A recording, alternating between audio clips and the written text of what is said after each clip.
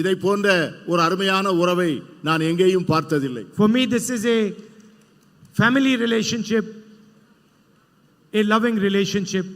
It's not a political relationship. It can never be a political relationship. என்னை பொறுத்தவரை தமிழகத்து மக்களிடம் நான் கொண்டிருக்கின்ற உறவு ஒரு அரசியல் உறவு அல்ல. அது ஒரு குடும்ப உறவு. அவர்களை நான் ஆத்மார்த்தமாக நேசிக்கின்ற உறவு. So when I see the farmers of Tamil Nadu protesting in Jantar Mantar, their pain is my pain. அவர்கள் இந்த மண்ணினுடைய விவசாயிகள் ஜந்தர் மந்தர் என்ற இடத்திலே அவர்கள் போராட்டம் நடத்துகின்ற போது என்னுடைய உறவினர்களே அங்கே போராடுகின்ற போன்ற ஒரு நிலையை நான் உணர்ந்தேன். Today there is an ideological battle taking place in India. இன்றைக்கு இந்தியாவிலே ஒரு பெரிய தத்துவ போர் நடந்து கொண்டிருக்கிறது. On one side are the ideas of Periyar, social justice, freedom and equality. And on the other side are the ideas of the RSS, Mr. Narendra Modi and his government. ஒரு புறம் தந்தை பெரியாரை போன்ற தலைவர்கள் போதித்த சமூக நீதி, சமத்துவம், விடுதலை. மறுபுறம் நரேந்திர மோடியை போன்றவர்கள் கொண்டாடுகின்ற வெறுப்பும் துவேஷமும். Narendra Modi says one nation, one leader, one language. Narendra Modi சொல்லுகிறார் இது ஒரே நாடு, ஒரே தலைவர், ஒரே மொழி என்று சொல்லுகிறார். The Tamil language is no less than any other Indian language. இந்தியாவில் இருக்கிற எந்த மொழியை விட தமிழ் மொழி எந்த விதத்திலும் குறைந்த மொழி அல்ல. There are many different languages, many different traditions, many different histories and cultures in this country, and all of them are equally important to us. இந்த நாட்டில் பல்வேறு மொழிகள், பல்வேறு பண்பாடுகள், பல்வேறு கலாச்சாரங்கள் இருக்கின்றன.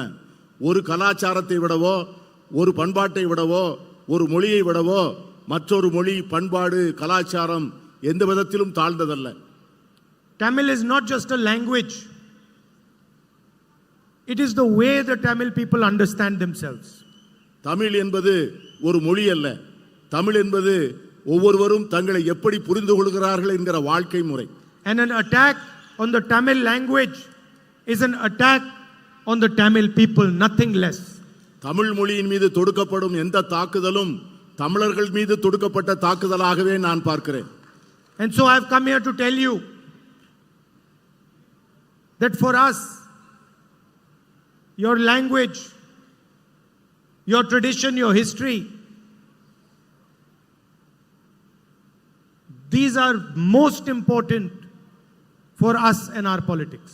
என்னை பொறுத்தவரை உங்களுடைய மொழியும் உங்களுடைய கலாச்சாரமும் உங்களுடைய பண்பாடும் எல்லாவற்றையும் விட எனக்கு அவை மிக மிக முக்கியம். There can be no India without Tamil, without Bengali, without these large numbers of languages that our people speak. Tamil மொழி அல்லாமல், வங்க மொழி அல்லாமல், பேசப்படுகின்ற பல்வேறு மொழிகள் அல்லாமல் இந்தியா என்கிற ஒரு நாடே இருக்க முடியாது. And that is really what the fight is about. We say that all our people, all our traditions, all our languages are sacred. And they say that there should be one leader, one language, one tradition, one history.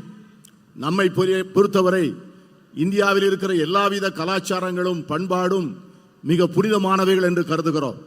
ஆனால் அவர்களோ ஒரே நாடு, ஒரே தலைவர், ஒரே மொழி என்பதிலே குறிக்கோளாக இருக்கிறார்கள். And what is the result of their ideology? The highest unemployment in 45 years. 83% of unemployed people are youngsters. இதனுடைய முடிவு என்னவென்று சொன்னால் இந்த நாட்டிலே இருக்கின்ற இளைஞர்களில் 83 விழுக்காட்டு இளைஞர்கள் வேலையில்லாத திண்டாட்டத்தை சந்திக்கின்றவர்களாக இருக்கிறார்கள். India today is more unequal than it was under the British.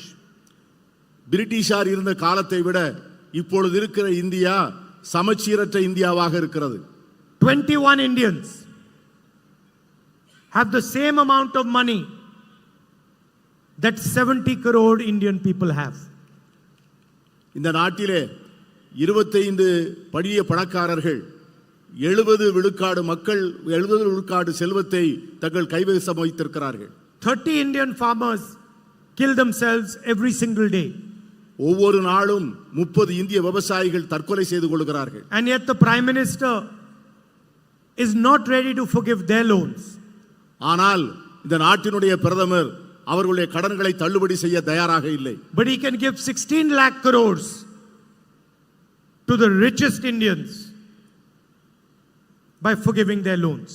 ஆனால் விவசாயிகளுக்கு கடன்களை தள்ளுபடி செய்ய மறுத்த அதே பிரதமர் இந்த நாட்டினுடைய மிகப்பெரிய பணக்காரர்களுக்கு 16 லட்சம் கோடி ரூபாய் கடனை தள்ளுபடி செய்திருக்கிறார். 2 or 3 large industrialists, none of them from Tamil Nadu, get all the contracts, all the benefits. Every single industry is being handed over to them. 2-3 விரல் விட்டு எண்ணக்கூடிய மிகப்பெரிய தொழிலதிபர்கள் அவர்கள் யாரும் தமிழ்நாட்டை சார்ந்தவர்கள் அல்ல. அவர்கள் இந்தியாவில் இருக்கக்கூடிய அத்தனை அரசு ஒப்பந்தங்களையும் அத்தனை அரசு வழங்குகின்ற மற்றவித வசதிகளையும் அவர்கள் மட்டுமே பெற்றுக்கொண்டு அனுபவித்து வருகிறார்கள். Just because Mr. Adani is close to the Prime Minister and helps the Prime Minister, the ports, the airports, electrical power, wind power, solar power, defense industry, all of it is handed to him. Adani அவர்கள் பிரதமருக்கு நெருக்கமானவராக இருப்பதால் பிரதமர் அவருக்கு உதவ வேண்டும் என்று நினைப்பதால் இந்த நாட்டில் இருக்கிற அனைத்து துறைமுகங்களும் அனைத்து விமான நிலையங்களும் அனைத்து மின்சாரம் தயாரிக்கின்ற சோலார் பவர் கோல் பவர் என்ற எல்லா விதமான மின்சாரம் தயாரிக்கின்ற வசதிகளையும் ஒரே தொழில்நபரிடம் அது ஒப்படைக்கப்பட்டிருக்கிறது. And the entire small and medium industry has been destroyed by demonetization and a flawed GST. இந்த நாட்டிலே இருக்கிற சிறு குறு நடுத்தர தொழில் அனைத்தும் சரக்கு மற்றும் சேவை வரி விதிப்பினுடைய அநியாயத்தினாலும் பணமதிப்பிழப்பு நடவடிக்கையினாலும் மிகவும் சீரழிந்து போயிருக்கிறது. All India's institutions, all India's agencies have been stuffed full of RSS people. இந்தியாவினுடைய அனைத்து நிறுவனங்களும் அனைத்து முகமைகளும் RSS சார்ந்த மக்களால் முழுமையாக நிரப்பப்பட்டுள்ளது. The Enforcement Directorate, the CBI, the Income Tax Department are used as political weapons. இந்த நாட்டிலே இருக்கிற வருவாய் புலனாய்வுத்துறை, CBI, வருமான வரித்துறை இவை எல்லாமே ஒன்றிய அரசினுடைய கையிலே எதிரிகளை அழிக்கின்ற ஆயுதங்களாக பயன்படுத்தப்படுகின்றன. Election commissioners are being chosen by the Prime Minister. இந்த நாட்டினுடைய தேர்தல் ஆணையர்களை இந்த நாட்டின் பிரதமர் தான் தேர்ந்தெடுக்கிறார். The Congress party's bank accounts are frozen. Congress கட்சியினுடைய வங்கி கணக்குகள் முடக்கப்பட்டிருக்கின்றன. 2 months before the election. தேர்தலுக்கு 2 மாதத்திற்கு முன்பு. Chief ministers are arrested. முதலமைச்சர்கள் கைது செய்து சிறையில் அடைக்கப்பட்டிருக்கிறார்கள். Opposition leaders are threatened. எதிர்க்கட்சி தலைவர்களும் அடைக்கப்பட்டிருக்கிறார்கள். And the entire idea is to make sure that 3 or 4 of India's richest people benefit from India. இது எதற்காக என்று சொன்னால் இந்த நாட்டினுடைய அனைத்து துறைகளும் அனைத்து இயற்கை வளங்களும் ஒரு 3-4 பெரும் முதலாளிகளுக்கு வசதியாக வாய்ப்பாக இருக்க வேண்டும் என்பதற்காகத்தான். And when Tamil Nadu asks for money for flood relief, you are refused. அதனால்தான் தமிழ்நாடு எப்பொழுதும் வெள்ள நிவாரண நிதிக்கு பணம் கேட்கிறதோ அந்த பணத்தை கொடுப்பதற்கு ஒன்றிய அரசு மறுக்கிறது. And the center labels your request as pichai. அதனால் நீங்கள் கொடுத்த வேண்டுகோள்கள் நிராகரிக்கப்பட்டன. When Tamil fishermen ask for assistance, the center gives them nothing. தமிழகத்தை சார்ந்த மீனவர்கள் உதவி கேட்டபோது இந்த ஒன்றிய அரசு எதுவும் செய்யவில்லை. Tamil farmers are forced to go to Jantar Mantar, they get nothing. தமிழக விவசாயிகள் ஜந்தர் மந்தர் முன்பு போராடிய போது அவர்களுக்கு எதுவும் கிடைக்கவில்லை. The only thing Mr. Narendra Modi cares about is having a monopoly on the finances and the communication system of this country. என்ன காரணம் என்று சொன்னால் மோடி அவர்கள் இந்த நாட்டினுடைய பொருளாதார வசதியின் மீதும் இந்த நாட்டினுடைய ஊடகங்களின் மீதும் முழுமையான தன்னுடைய ஆக்கிரமிப்பை வைத்திருக்கிறார். His members of parliament openly state that they're going to change the constitution if they come to power. அவர்கள் கட்சியை சார்ந்த ஒரு நாடாளுமன்ற உறுப்பினர் தாங்கள் ஆட்சிக்கு வந்தால் இந்த நாட்டின் அரசியல் சாசன சட்டத்தை உடனடியாக மாற்றுவோம் என்று சொல்லுகிறார். And in the rest of the world, where earlier India used to be called a beacon of democracy, the rest of the world today says India's democracy is no longer a democracy. உலகமெல்லாம் ஒரு நாள் இந்தியாவை ஜனநாயகத்தின் தாய் என்று போற்றிய அந்த நாட்கள் போய் இந்தியாவை ஜனநாயகம் அழிந்து போகின்ற ஒரு நாடாக இன்று பார்க்கக்கூடிய சூழ்நிலை உருவாகி இருக்கிறது. So in this environment, what is the Congress party and the India alliance thinking of doing? இந்த சூழ்நிலையிலே காங்கிரஸ் கட்சியும் இந்தியா கூட்டணியும் என்ன செய்ய நினைக்கிறது என்று உங்களுக்கு சொல்ல ஆசைப்படுகிறேன். In an environment where Mr. Narendra Modi has forced every single Indian youngster to be unemployed, we are going to take drastic action for employment. இந்தியாவினுடைய எல்லா இளைஞர்களையும் வேலையில்லா திண்டாட்டத்தின் சூழ்நிலையிலே மோடி அவர்கள் திணிக்கின்ற சூழ்நிலையில் அவர்களை பற்றி நினைத்து அவர்கள் எல்லோருக்கும் வேலை வாய்ப்பை உருவாக்கி கொடுக்க வேண்டும் என்று நாங்கள் மனமாற விரும்புகிறோம். There are 30 lakh jobs, 30 lakh government jobs which today are lying vacant. We will give these 30 lakh jobs to the young people of this country. இன்று ஒன்றிய அரசிடம் 30 லட்சம் பணியிடங்கள் வேலைகள் காலியாக இருக்கின்றன. நாங்கள் ஆட்சிக்கு வந்தவுடனே அந்த இடங்களை 30 லட்சம் இடங்களையும் உடனடியாக நிரப்புவோம். And that is just the starting point. The children of rich families, before they get a proper job, they do an apprenticeship. வேலை கிடைப்பதற்கு முன்பு அந்த இளைஞர்களுக்கு வேலை பயிற்சி வாய்ப்பை அளிக்கக்கூடிய ஒரு திட்டத்தை உருவாக்கி வைத்திருக்கிறோம். For 6 months or a year, they go to a private company and they work and they get paid for that work and they get trained. ஒரு 6 மாதம் அல்லது ஒரு வருடம் ஒரு தனியார் நிறுவனத்திலே அவர்கள் வேலை பார்த்து பயிற்சி பெற்று அதற்கு பிறகு அவர்களுக்கு நல்ல வேலை கிடைக்க நாங்கள் ஏற்பாடு செய்வோம். And so for all our graduates, undergraduates and our diploma holders, we are going to pass a law which is going to be called the right to apprenticeship. இதை போன்று டிப்ளமோ படித்துவிட்டு வேலை இல்லாமல் இருப்பவர்கள், என்ஜினியரிங் கல்வி படித்துவிட்டு வேலை இல்லாமல் இருப்பவர்கள், பட்டம் படித்துவிட்டு வேலை இல்லாமல் இருக்கிறவர்கள், இவர்கள் எல்லோருக்கும் வேலை கொடுப்பதற்காக தனியாக ஒரு சட்டம் இயற்றி வேலை வாய்ப்பு பயிற்சி சட்டம் என்றே அதற்கு பெயர் விட்டு அந்த சட்டத்தை நாங்கள் நிறைவேற்ற இருக்கிறோம். Every single Indian youth will have the right to get an apprenticeship with a private company, public sector company, or with the government. They will be allowed to work for 1 year. They will be trained, and for their 1 year, they will get 1 lakh rupees in the bank account. தகுதி பெற்ற ஒவ்வொரு இளைஞனும் இளம்பெண்ணும் இந்தியாவில் இருக்கின்ற தனியார் நிறுவனங்கள் அல்லது பொதுத்துறை நிறுவனங்கள் அல்லது அரசு நிறுவனங்களில் பணியாற்றக்கூடிய வாய்ப்பை உருவாக்கி கொடுத்து ஓராண்டுகள் அவர்களுக்கு பயிற்சி அளித்து அந்த ஓராண்டு பயிற்சி பெறுகின்ற காலத்திலே அவர்களுக்கு அரசு 1 லட்சம் ரூபாய் வழங்கும். And if they do well, then that job can become a permanent job. அவர்கள் அதிலே சிறப்பாக தேர்ச்சி பெறுவார்கள் என்று சொன்னால் அந்த வேலையிலேயே அவர்கள் பணியமர்த்தப்படுவார்கள். This will allow millions of youngsters to have a work experience, will give them pay for 1 year, and will also allow them to be trained in their interest area. இதன் மூலம் லட்சக்கணக்கான இளைஞர்களுக்கு வேலைக்கான பயிற்சி பெறக்கூடிய வாய்ப்பு கிடைக்கும், வேலை பெறுவதற்கான வாய்ப்பு கிடைக்கும். அதன் மூலமாக அவர்கள் வாழ்க்கையிலே சம்பாதிப்பதற்கான வாய்ப்பும் ஏற்படுத்தி தரப்படும். I know that the people of Tamil Nadu have a big issue with NEET.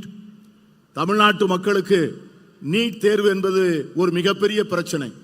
We are going to leave the decision to the state on whether you want to do NEET or you do not want to do NEET. India கூட்டணியை பொறுத்தவரை NEET தேர்வை அந்த மாநில அரசுகளுடைய முடிவுகளுக்கே விடுவதாக இருக்கிறோம். மாநில அரசுகள் விரும்புவதாக இருந்தால் வைத்துக் கொள்ளலாம், வேண்டாம் என்றால் விட்டுவிடலாம். What the Tamil people want their education system to look like, how they want to take their exams, this is the business of the people of Tamil Nadu. தமிழக மக்கள் தங்களுடைய கல்வி தரம் எப்படி இருக்க வேண்டும், தங்களுடைய கல்வி முறை எப்படி இருக்க வேண்டும் என்பதை அவர்கள் முடிவு செய்வார்கள். அதுதான் அவர்களுக்கு சரியான தீர்வாக இருக்கும்.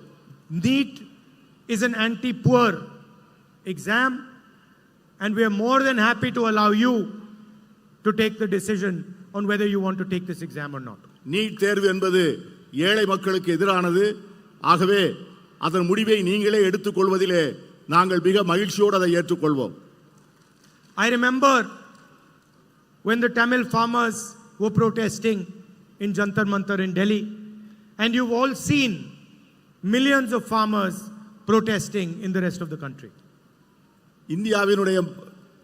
இந்தியாவினுடைய விவசாய பெருங்குடி மக்கள் ஜந்தர் மந்தரின் முன்பு போராட்டம் நடத்திய போதும், இந்தியா முழுவதும் லட்சக்கணக்கான விவசாயிகள் போராடிய போதும் நீங்கள் அதையெல்லாம் பார்த்து கொண்டிருந்தீர்கள். We have decided that we are going to give a guaranteed legal MSP to the farmers. அந்த விவசாயிகளுக்கு நாங்கள் ஒரு உறுதி சொல்ல ஆசைப்படுகிறோம். அவர்களது விளைபொருட்களுக்கு குறைந்தபட்ச ஆதார விலையை கொடுப்பதற்கான சட்டத்தை நிறைவேற்றுவோம் என்கிற உறுதியை சொல்லுகிறோம். Every farmer will be entitled to a minimum support price which will be guaranteed by the Indian legal system. ஒவ்வொரு விவசாயியும் அவனுக்கு குறைந்தபட்ச ஆதரவு விலை உறுதி செய்யப்படும். அதற்காக இந்திய அரசு அதற்கான உறுதியை தரும். Mr. Narendra Modi has given huge loan waivers to the richest people in the country. பிரதமர் நரேந்திர மோடி இந்த தேசத்தில் இருக்கிற மிகப்பெரிய பணக்காரர்களுக்கு மிகப்பெரிய அளவிலே கடன் நிவாரணத்தை அளித்திருக்கிறார். We are going to give the farmers of India a farm loan waiver. We are going to forgive the farmers their loans. ஆனால் எங்களை பொறுத்தவரை இந்தியாவினுடைய ஏழை விவசாயிகளுக்கு கடன்களை தள்ளுபடி செய்ய போகிறோம், கடன்களை தள்ளுபடி செய்ய விரும்புகிறோம். The women of this country, the women of Tamil Nadu, protect and look after our future generation. இந்த தமிழகத்தினுடைய பெண்களும் சரி, இந்தியாவினுடைய பெண்களும் சரி, நம்முடைய தேசத்தினுடைய எதிர்காலத்தை அவர்கள்தான் பார்த்துக் கொள்கிறார்கள். And often our women are not compensated in the same way as the men are. இவ்வளவு அருமையான பணிகளை செய்கின்ற அவர்களுக்கு நாம் சரியான முறையிலே நியாயம் வழங்கி இருக்கிறோமா என்றால் இல்லை. ஆண்களுக்கு வழங்கப்பட்டிருக்கின்ற உரிமை பெண்களுக்கு வழங்கப்படவில்லை. So we are coming out with a new scheme for India's poorest women.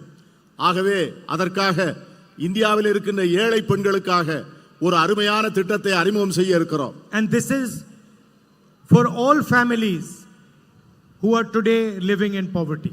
இந்தியாவிலே வறுமையின் பிடியில் இருக்கின்ற அத்தனை குடும்பங்களுக்கும் இந்த திட்டம் பொருந்தும்.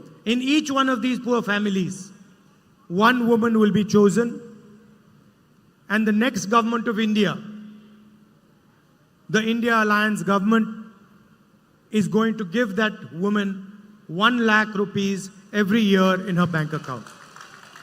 ஒவ்வொரு குடும்பத்திலும் ஒரு பெண் தேர்ந்தெடுக்கப்பட்டு அந்த பெண்ணுக்கு வரக்கூடிய அரசு, இந்தியா கூட்டணி அரசு அவர்களுக்கு ஒவ்வொரு ஆண்டும் 1 லட்சம் ரூபாய் வழங்கும் என்பதை நான் மகிழ்ச்சியோடு தெரிவித்துக் கொள்கிறேன். Please understand that every single poor family in this country, every single poor family in this country is going to be given 8,500 rupees a month, 1 lakh rupees a year by the next government. இதிலிருந்து நீங்கள் தெரிந்து கொள்ள வேண்டும், இந்தியாவில் இருக்கின்ற ஒவ்வொரு ஏழை குடும்பமும் ஒவ்வொரு மாசமும் 8,000 ரூபாய் பெறும். ஒரு வருடத்திற்கு 1 லட்சம் ரூபாய் பெறும். We are going to wipe out poverty from India forever. இந்தியாவிலிருந்து வறுமையை நிரந்தரமாக அழிப்பதென முடிவு செய்திருக்கிறோம். We have also committed that we are going to give women 50% reservation in government jobs and we are going to implement the reservation in the Lok Sabha and the Rajya Sabha immediately and not after 10 years like Mr. Narendra Modi has promised. அரசு வேலைகளில் 50 விழுக்காட்டை பெண்களுக்காக ஒதுக்கீடு செய்வோம். உடனடியாக India கூட்டணி அரசு ஆட்சிக்கு வந்த உடனே நாடாளுமன்றங்களிலும் மாநிலங்களவையிலும் மக்களவையிலும் சட்டமன்றங்களிலும் பெண்களுக்கான இடஒதுக்கீட்டை உடனடியாக அமுல்படுத்துவோம். 10 ஆண்டுகள் என்று மக்களை ஏமாற்ற மாட்டோம். Finally, for the women, ASHA workers and Anganwadi workers, we are going to double their wages for them. இந்தியாவிலே ஆஷா பணி செய்கின்றவர்களுக்கும் அங்கன்வாடிகளிலே பணி செய்கின்றவர்களுக்கும் அவருடைய ஊதியத்தை 2 மடங்காக்க திட்டமிட்டு இருக்கிறோம். The Prime Minister has completely ignored the fishermen of this country. இந்த நாட்டினுடைய பிரதமர் இந்த தேசத்தினுடைய மீனவர்களை முழுமையாக மறந்து விட்டார். He does not even think about them. அவர் அவர்களை பற்றி ஒருபோதும் நினைப்பதில்லை. But fishermen are no less than our farmers. நம்முடைய விவசாயிகள் எவ்வளவு முக்கியமோ அந்த அளவுக்கு நம்முடைய மீனவர்களும் முக்கியமானவர்கள். They take huge risks and they provide food to our country. அவர்கள் பேர் ஆபத்துகளுடன் கடலுக்குள் சென்று நம் மக்களுக்கு உணவை தருகிறார்கள். So we have created a special manifesto for fishermen. அதற்காக மீனவர்களுக்கென்று ஒரு தனி தேர்தல் அறிக்கையை நாங்கள் தயார் செய்திருக்கிறோம். And we are going to give them a diesel subsidy for their fishing boats. அவர்களுடைய படகுக்கான டீசல் மானியத்தை தரப்போகிறோம். Insurance for their boats. அவர்களுக்கான படகுகளுக்கு காப்பீடு தரப்போகிறோம். We are going to give them a fisher folk credit card. அவர்களுக்கு நாம் கிரெடிட் கார்டு வழங்க போகிறோம். And we are going to recognize inland fishing and aquaculture as agriculture. உள்நாட்டு மீன்பிடிப்பதையும் aquaculture என்ற அந்த உள்நாட்டு மீன் வளர்ப்பு தொழிலையும் விவசாயத்தை போல விவசாயமாக கருத இருக்கிறோம். Finally, I'd like to end by saying this is an ideological battle. This is a battle for your history, for your tradition, for your culture, for your way of life. நான் ஏற்கனவே சொன்னது போல இது ஒரு மாபெரும் தத்துவ போராட்டம். உங்களுடைய பண்பாட்டுக்காக, உங்களுடைய வரலாற்றுக்காக, உங்களுடைய கலாச்சாரத்திற்காக, உங்கள் மொழிக்காக நாங்கள் தொடுக்கிற யுத்தம் தான் இந்த தேர்தல். I am going to stand and the Congress party is going to stand with the Tamil people to protect your language, to protect your culture and your history. நானும் காங்கிரஸ் கட்சியும் உங்களோடு என்றும் இருப்போம். உங்கள் பண்பாட்டோடு இருப்போம், உங்கள் மொழியோடு இருப்போம், உங்கள் கலாச்சாரத்தோடு இருப்போம். And no, forget Narendra Modi. No force on this planet, no force on this planet can harm the people of Tamil Nadu, their language and their tradition. உங்களுக்கு ஒரு உறுதி சொல்கிறேன், நரேந்திர மோடி மட்டுமல்ல, இந்த உலகத்தில் எந்த சக்தியாக இருந்தாலும் அது தமிழர்களையோ தமிழ் மொழியையோ தமிழ் கலாச்சாரத்தையோ தொட்டு பார்க்க முடியாது என்று நான் எச்சரிக்க விரும்புகிறேன். This election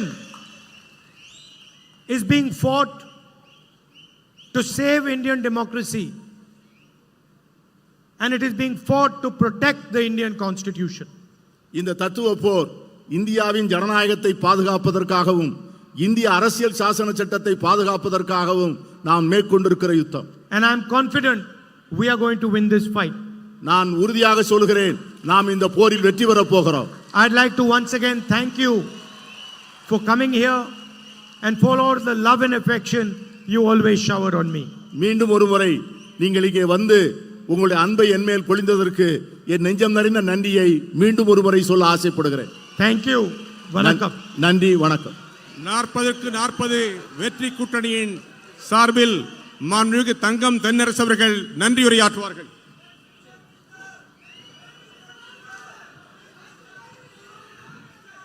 தென்னீர் பொருணை நதி தன் திரைக்கையால் அடிவருடும் நெல்லை சீமையில் இந்திய ஜனநாயகத்தை காத்திடுவோம் என்று உரிமை முழக்கம் செய்து உலக நாடுகள் அத்தனைக்கும் எடுத்துக்காட்டான திராவிட மாடல் ஆட்சியை நடத்தி கொண்டிருக்கக்கூடிய நம்முடைய ஆருயிர் முதலமைச்சர் தலைவர் தளபதி அவருடைய கரங்களோடு இணைந்து இன்றைக்கு உரிமை முழக்கம் செய்திருக்கக்கூடிய இந்தியாவின் இளந்தலைவர் அன்பிற்குரிய திரு ராகுல் காந்தி அவர்களுக்கும் காங்கிரஸ் பேரியக்கத்தின் நிர்வாகிகளுக்கும் தலைவர்களுக்கும் மதிப்பிற்குரிய கனிமொழி அவர்கள் கழகத்தின் துணை பொதுச்செயலாளர் உள்ளிட்டிருக்கக்கூடிய கழக முன்னோடிகளுக்கும் மேடையிலே வீற்றிருக்கக்கூடிய இந்தியா கூட்டணியுடைய நிர்வாகிகளுக்கும் அலைகடல் புகுந்ததென திரண்டிருக்கக்கூடிய நம்முடைய இந்தியா கூட்டணியினுடைய அன்பிற்குரிய தொண்டர்களுக்கும் நம்முடைய திருநெல்வேலி நாடாளுமன்றம் பக்கத்திலே இருந்து பல்வேறு மாவட்டங்களில் இருந்து வந்திருக்கக்கூடிய பொதுமக்களுக்கும் பெரியோர்களுக்கும் தாய்மார்களுக்கும்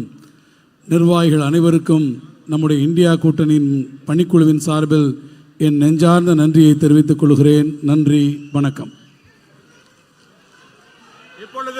இப்பொழுது நம்முடைய வெற்றி கூட்டணி வேட்பாளர்களை நம்முடைய மாண்புமிகு தலைவர் ராகுல் காந்தி அவர்கள் அறிமுகப்படுத்துகிறார்.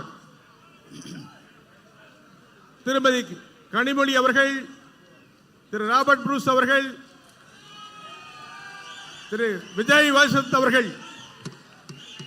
வெல்க வெல்க வெல்கவே இந்தியா கூட்டணி, வெல்கவே வெல்க வெல்க வெல்கவே இந்தியா கூட்டணி, வெல்கவே இந்தியாவின் அடுத்த பிரதமர் ராகுல் காந்தி, இந்தியாவின் அடுத்த பிரதமர்